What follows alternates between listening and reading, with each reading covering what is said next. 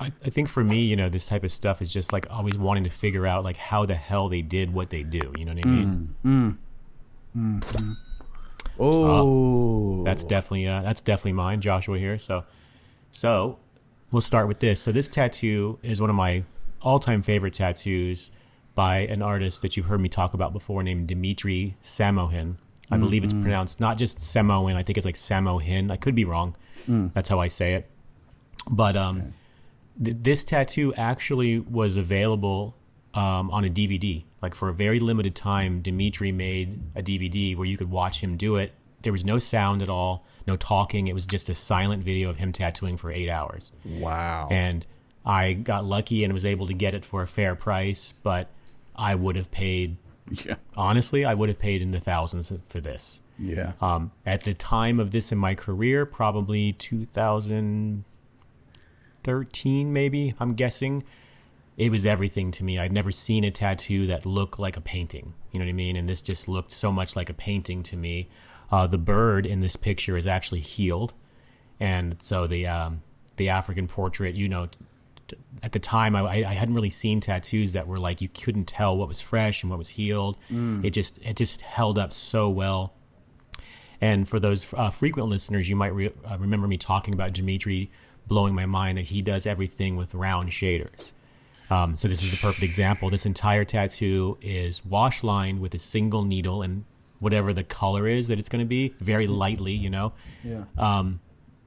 Which I've never done. Well, I guess I've done a little bit of it, but I mainly just kind of go in and start shading. So that was new territory for me. And a 7-round shader and a 3-round shader. No magnums whatsoever. Jeez. I've seen pictures of the tattoo healed many years later, and it looks pretty much exactly like this. So this is, speaking of keeping me up, this is a video that I shit you not, I treated it like it was a bar of gold.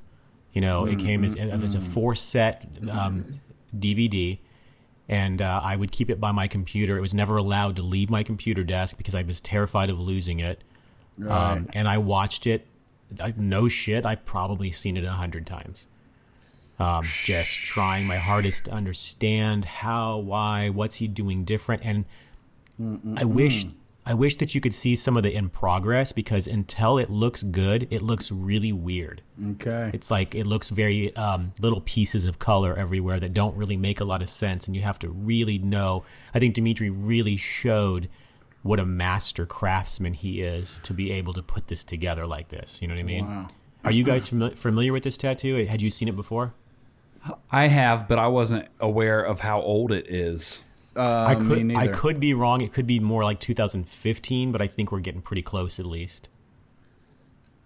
But I feel like I saw like you do your own African portrait. Definitely heavily before this. Yes. I've always been drawn to that. To me, that's just beautiful culture. It's beautiful artwork. Yeah. I've always been really drawn to it, so that's likely why I was so drawn to this. Obviously we have similar but different styles. I think for me, a lot of the pictures you're going to see me show tonight, it's a little more of a technical ability than an artistic ability. Okay. I've always felt really confident in my art. My father was an incredible artist, and it's something that came fairly natural to me. I'm not saying by any means that I'm like the greatest, but the art side of it always seems a little more natural to me. The first several years of my career, I could do a tattoo that artistically was beautiful, but tattooed pretty good. Okay. You know what I mean? Yeah. And so I've always lost sleep over how can I marry those two? How can I make it to where the art is what I'm doing, but I'm tattooing it very proficiently? And I feel like Dmitry came out of nowhere. Nobody had ever heard of him. Like he just showed up out of nowhere. Wow. With all these amazing tattoos.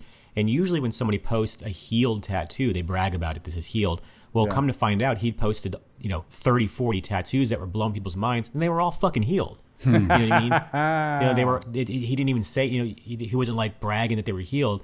This round shader thing he was doing was some sort of new magic, and I still never feel like I mastered it. I definitely use round shaders way, way more than I ever thought I would, because I was kind of known for magnum work. You know what I mean? Yeah. But there's a look that he's achieving that I just felt like was unachievable for me at the time. And so, yeah, this is a great example of something that absolutely keeps me up at night. It's kind of weird. I haven't looked at it in a while, so it's like very nostalgic right now. Okay. So I'm looking at, and this ain't the same one. It's the same tattoo, but it's not the same picture. And it says, healed tattoo, 3 years, no retouch. And he posted that in 2014 on October 3rd. So this motherfucker was 2011. Yeah, so it was even earlier. Yeah, I mean, how ahead of the game was this guy? Dude, this is, okay. So, I use round shaders, pretty much with every tattoo, but I'm always afraid, like that background, it's just smooth and it's like not beat up, and I'm like, I don't understand how you get that mag look with a round shader. Exactly, and that's what blew my mind, because when you got the DVDs, in hand with pencil, he had written like single 7-round shader, 3-round shader, and I'm like, no, that's not. Of course you used a Magnum. So it's mind blowing, because like look at the blends in the face and the neck and even that blue. Like, do you notice on the right side there's like a little bit of a cloud kind of up there? It's like, I mean, it still almost seems impossible if I didn't watch him do it. You know what I mean? It's one of those things when you tell people, everybody goes, what? But do you notice when you outline, like, say, a tribal tattoo, no matter how black you fill in that middle, it's the lines always show up. So Dmitry was like, well, fuck it, do it all with rounds, and it's like, oh, it's so simple but so genius. I'm guessing that Dmitry may have started out as a colored pencil artist, right? I could see that. It's like he just was like, well, this feels natural to me. Yeah. He's an amazing painter. Maybe he was always painting, but he paints in acrylic. He paints very, very well.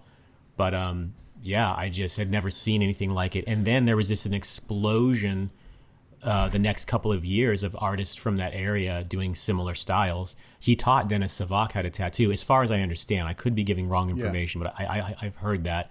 And Denis Savak is 100% on the same level. Just incredible tattoo artist. You know what I mean?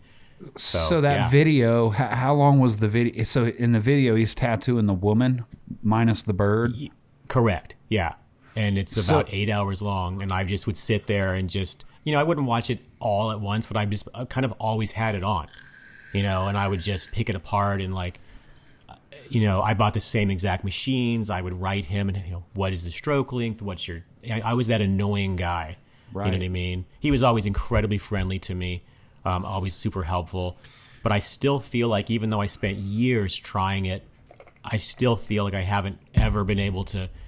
I wouldn't do this tattoo today with just a 7-round shader. I would incorporate it, but I just wouldn't. You know what I mean? Even though obviously it can be done, but that's another one of those lessons.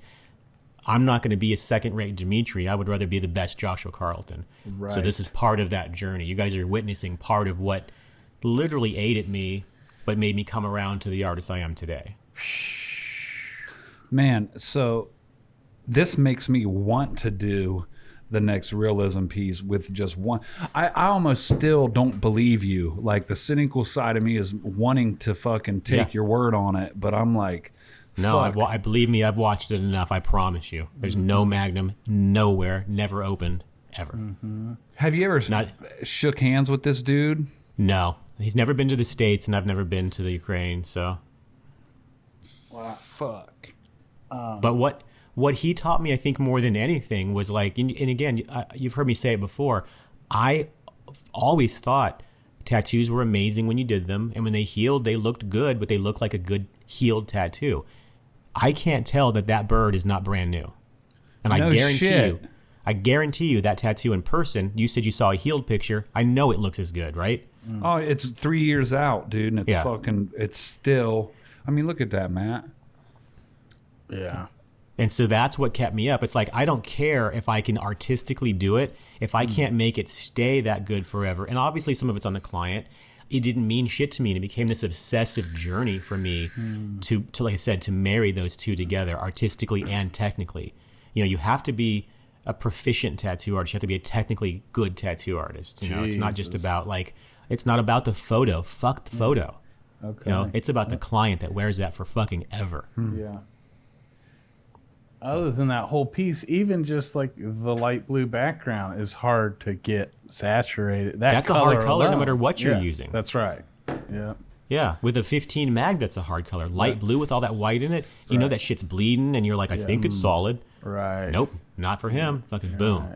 Right. And when you're using a round mag, at least for me, like I can't just kind of scribble or go loose and just push my way with the round mag. It's got to be more methodical and slower to get like good saturation. And it just if that he did that in 8 hours, I couldn't do that in fucking 12 hours. And I will, and that was another thing. I think a lot of people are like, oh, it probably took him 30 hours. No.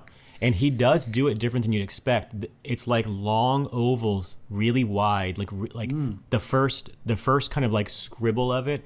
When he first wipes it off, it's like solid-ish, but he just kind of sees it, hits it again, and it's just absolutely fucking solid. What the but does he go a different direction on the second pass? It doesn't. Yeah. I mean, maybe a little bit. Yeah. But we've talked in the past about color bumping, and if you look at it, that's closer to what's going on here. He's not how we blend with the Magnum. His colors are just so close together that they're optically blending for you. Really? Which gives you much more contrast. You know what I mean? Because you've got color. Look at the collarbone underneath that white necklace, that brown, and then there's a lighter brown just sitting right next to it. Yep. You know what I mean? And when you realize that, the tattoo artist Steve Butcher comes to mind as well. He tattoos in a similar style to that. Yeah. And I think we've talked about this, like, are you a colorist or are you a shader?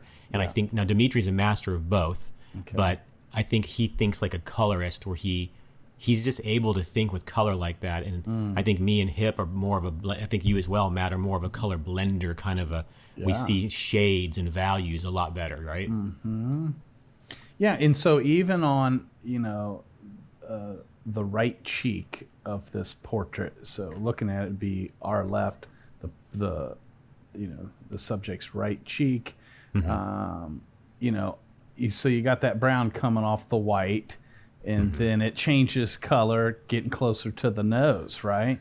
And none of that's blended. You're saying those are tones like right next to each other? I mean, there's some overlap. It's pretty much impossible. I'm probably going to regret saying that because somebody's going to say they can do it. I don't know how you would blend with a 7-round shader. Like I think you could do a tiny bit, but not like a Magnum where you can brush it out and get those soft stipples that you can kind of blend together, Wow. Yeah, it's something else. It's like watching magic unfold when you watch it, because like there's parts of the face when he's up in the eyebrow and the forehead area, there's these big chunks of brown that look like there's no possible way that's ever going to work. And then boom, he lays down this creamy, chocolatey color next to it, and it just magically fucking works. And I'd just go to bed pissed. You know what I mean? Man, you make this shit sound delicious. Right, chocolatey. Man. Wow. Well, way to fucking set the standard through the roof tonight, Josh. Yeah, thanks, Mike.